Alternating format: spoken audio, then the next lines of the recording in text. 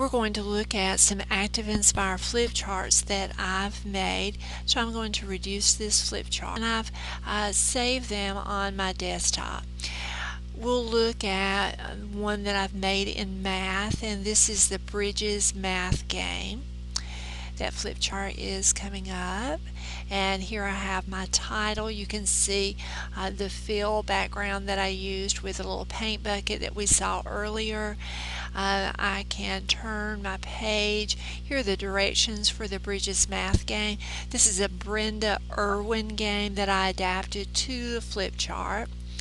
And then here two students compete, or two teams compete, and they drag the numbers onto the circles until they have all of them in place.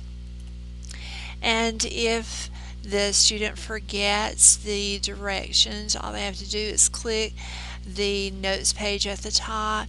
They're dragging their numbers onto the circles.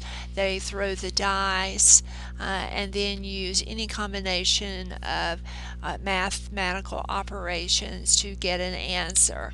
Once they have an answer that hasn't been covered, they'll drag their son onto that circle, and then the game continues until all of the circles have been covered. So if I roll the die, and I need to roll 2 die, so let's try that again. So here I have 2 and 1, so I can add those numbers, multiply, subtract. I think I'll add those numbers, so here I have a 3, and we'll pretend that I'm on the yellow sun team, so I drag a yellow sun, and that's my piece. Then I continue rolling the die and covering my pieces, and the opposing team covers pieces with red sun.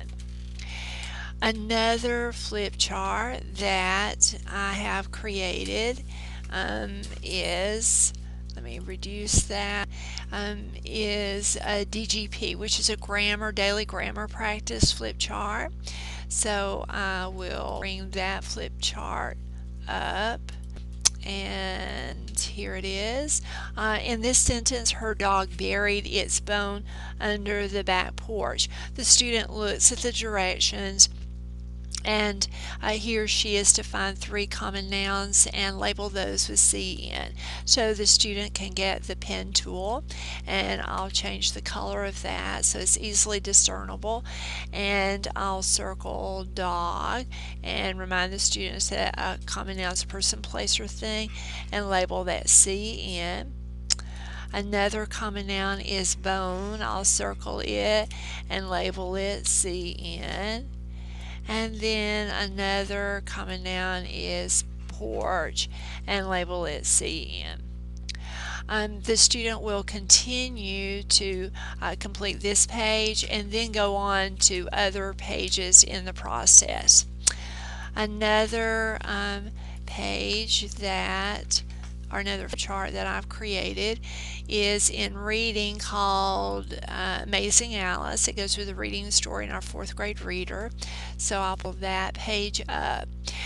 These are photographs that I got from the internet or from clip art, and then these pictures at the bottom are ones that I got from PDFs supplied from the publishing company. The student drags the vocabulary word to the picture.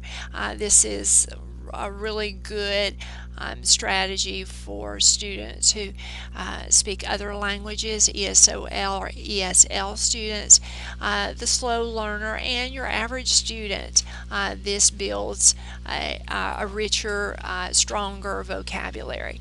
After the student has completed matching the words to the picture, then the student goes on to the next page. And here I have some pictures that I got, I think, from clip art, and I have a vocabulary word. So this is where I filled in the answer, and we'll drag that down to the bottom.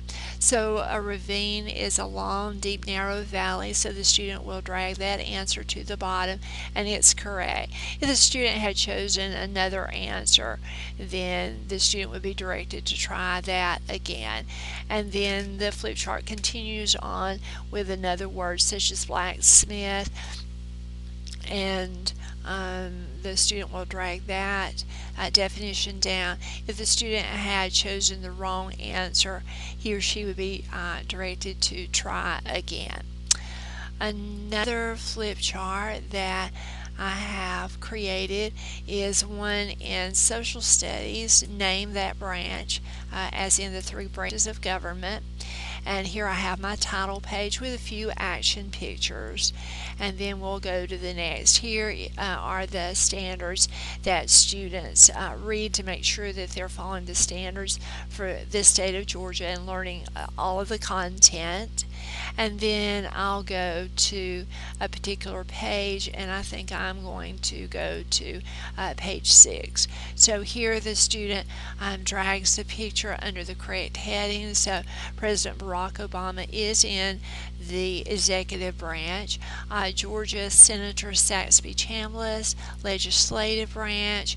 The senator, legislative. The Vice President Joe Biden would be in the executive branch. The U.S. Supreme Court, you would drag that to the judicial branch. Governor Sonny Perdue, legislative.